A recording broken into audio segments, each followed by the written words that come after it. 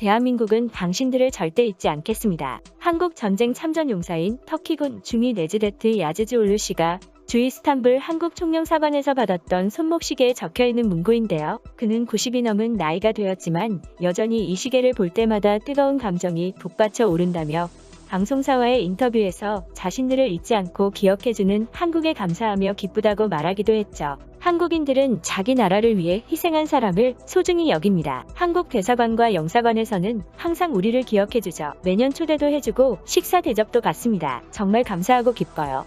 벌써 90살이 넘었지만 지금이라도 한국에 내가 필요하다면 기쁜 마음으로 도우러 갈 겁니다. 터키군 중위로 한 개 소대를 이끌었던 야즈즈올루 씨는 남북이 휴전을 앞두고 조금의 땅이라도 더 차지하기 위해 피로 피를 씻었다는 전투인 고지전에 투입되었던 영웅이었는데요. 베가스 고지는 7번이나 주인이 바뀌었을 정도인 만큼 휴전을 앞둔 마지막 전투인 고지전은 정말 치열했죠. 그 역시도 고지를 탈환하기 위해 사방에서 날아드는 총알을 뚫고 전진하다가 옆구리에 총을 맞고 호방의 병원으로 이송되었을 정도로 목숨을 걸고 치열하게 전투에 임했었는데요. 방탄조끼 덕분에 다행히 목숨을 건지고 정전협정 체결 후에야 터키로 돌아갈 수 있었던 그는 50여 년이 지나 다시 한국에 방문했을 때 발전된 한국의 모습에 감동했던 기억을 잊을 수가 없고 한강 다리를 지날 땐 저절로 눈가에 눈물이 맺혔다고 말하기도 했죠. 많은 한국인들이 우리나라의 민주주의를 안겨주기 위해 목숨을 걸고 자신을 희생한 야즈즈올루 씨와 같은 전쟁 영웅들에게 감사하며 각자의 방식으로 보답하고 있는데요. 하지만 당시 외국 참전용사들이 보수를 받았다거나 당시 외국군의 파병은 정치적 문제와 시대상에 맞물렸던 것뿐이라고 말하며 그들의 희생을 폄하하는 사람들도 있습니다. 물론 참전용사들 중에는 이념과 관계없이 오로지 생계를 위해 참전을 결정한 분들도 있으시겠지만 그렇다고 한들 그들이 우리나라를 위해 수년간 목숨을 걸고 전쟁을 치른 것과 피난민들을 보호하고 음식을 나눠준 것은 바뀌지 않는 분명한 사실인데요. 그 예로 우리나라가 북한의 침략을 받고 있을 당시 우리나라와 비슷하게 공산주의 국가의 침략을 받고 있었던 약소국 티베트가 겪은 일을 살펴볼 수 있습니다. 1950년 우리나라의 6.25 전쟁이 발발할 당시 티베트도 중국 인민해방군에게 침략을 당하고 있었는데요. 티베트의 달라이 라마 역시도 우리나라와 마찬가지로 국제사회의 도움을 요청했으나 미국을 비롯한 세계 여러 국가들이 개입해 공산주의에 맞선 한국 전쟁과는 반대로 티베트는 국제사회로부터 도움을 받을 수 없었고 결국 티베트는 중공군에 완전히 점령당하고 말았죠. 같은 약소국이었고 공산주의 국가의 침략을 받았다는 공통점을 지닌 우리나라와 티베트의 운명이 엇갈리는 순간이었는데요. 우리나라는 공산주의를 물리치고 선진국으로 불릴 만큼 성장했지만 티베트는 아직까지도 고통받으며 70여 년이 넘도록 독립운동을 계속하고 있습니다. 참전용사들이 보수를 받았던 받지 않았던 간에 약소국이었던 우리나라의 수많은 국가들이 파병을 와주고 또 자신의 안위를 위해 시간을 때우다가 그냥 돌아간 것이 아니라 목숨을 걸고 치열하게 전투를 치러 민주주의를 이 땅에 심어준 것은 다른 누군가는 간절히 원했지만 받지 못했던 것이고 그만큼 소중하고 감사히 여겨야 하는 일인 것이죠. 국제사회의 도움을 요청했었던 티베트의 달라이라마는 회고록에서 이에 대해 언급하기도 했는데요. 세계의 이목은 유엔군에 의하여 침략이 저지되고 있는 한국에 집중되어 있다. 멀리 티베트에서 일어나고 있는 유사한 사건은 관심을 끌지 못하였다.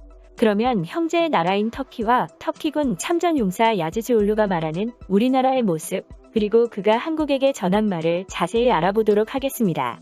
6.25 전쟁 당시 우리나라를 지원한 터키는 네 번째로 많은 병력을 파견했지만 대다수가 자원병이었으며 전사자 수도 미국과 영국 다음으로 많을 정도로 한국 전쟁에 목숨을 걸고 열심히 싸워주었는데요. 이로 인해 터키를 형제의 나라라고 부르는 이유를 6.25 전쟁 파병 때문이라고 생각하는 사람들도 많지만 터키는 과거 돌궐이라 불리던 시절부터 고구려였던 우리나라를 형제의 나라라고 부르며 수백 년간 우리나라와 우호 관계를 유지해왔습니다. 돌궐이 멸망하고 살아남은 터키인들이 서방으로 이동하여 오스만 투르크 제국을 건설한 뒤로도 터키인들은 학교에서 돌궐 시절 고구려라는 형제의 나라에 대해 상세하게 가르쳤고 이에 터키인들은 고구려의 후예인 한국인들을 계속해서 형제의 나라라고 불러왔는데요. 실제 터키에 가면 관공서나 호텔의 국기대에 터키 국기와 태극기가 나란히 개양되어 있는 모습을 찾아볼 수도 있고 대부분의 터키인들은 한국의 우호적이며 한국을 형제의 나라라고 지칭하고 있죠. 하지만 우리나라에서는 2002년 월드컵이 개최되기 전까지만 해도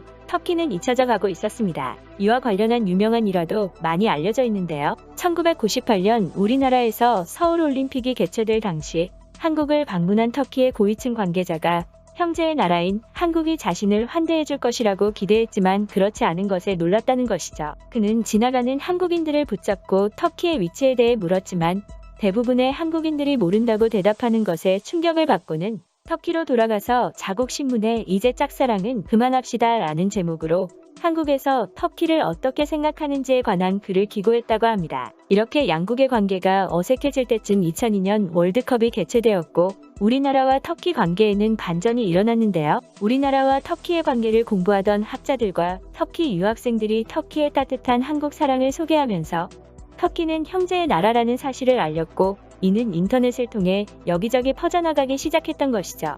이후 우리나라와 터키가 3, 4위전에서 맞붙게 되자 한국인들은 우리나라를 응원하는 만큼 터키도 열렬히 응원했고 관객석에서는 한국인들이 우리나라 국기보다 더 큰 대형 터키 국기를 펼쳐주기도 했는데요. 관객석에서 대형 터키 국기가 펼쳐지는 모습에 당시 터키 중계진들과 집에서 경기를 보던 터키인들은 소름이 돋을 정도로 큰 감동을 받았다는 반응을 보여주기도 했죠.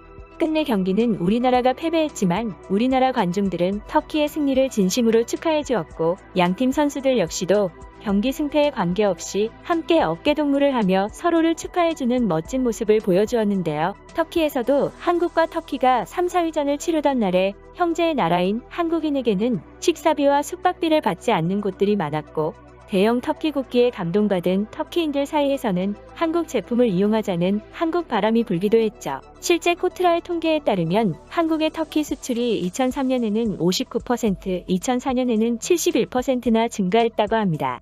터키인들은 한국의 경제 발전을 진심으로 기뻐한다고도 알려져 있는데요. 터키군 중위로 6.25 전쟁에 참전했었던 야즈지올루 씨 역시도 한국에 다시 방문하고는 한국의 발전을 이야기하기도 했습니다. 1952년 부산항에 도착했을 때는 모든 건물이 무너졌고 팔 다리를 잃은 사람으로 가득 차 있었어요. 아이들은 우리에게 먹을 것을 달라고 했죠. 그런데 다시 찾은 한국은 믿을 수가 없을 정도로 너무 많이 발전해 있었어요. 미군 병원으로 이송될 때 한강 다리를 건넜어요. 그때는 다리가 하나밖에 없었는데 그마저도 금방 무너질 것 같았어요. 그런데 이제는 한강의 다리가 29개라고 하더라고요. 이렇게 성실하고 빠르게 발전한 나라는 처음이라고 했어요. 너무 감동해서 눈물이 고였습니다. 야제지올루 씨는 한국을 위해 희생한 사람들을 계속 소중하게 여겨주는 한국인들에게 감사해야 하고 있으며 90세가 넘은 나이이지만 여전히 대한민국은 당신들을 절대 잊지 않겠습니다라는 문구가 새겨진 한국이 준 손목시계를 보면 뜨거운 감정이 북받쳐 오른다고 하는데요. 우리나라가 더욱 발전하고 세계에서 인정받는 나라가 되기 위해서는 우리나라를 위해 희생하신 영웅분들에게 감사한 마음을 가지고 세계인들의 마음을 얻어야 하지 않을까 하는 생각이 듭니다. 그러면 오늘 이야기는 여기까지 하도록 하겠습니다. 시청해주셔서 감사합니다.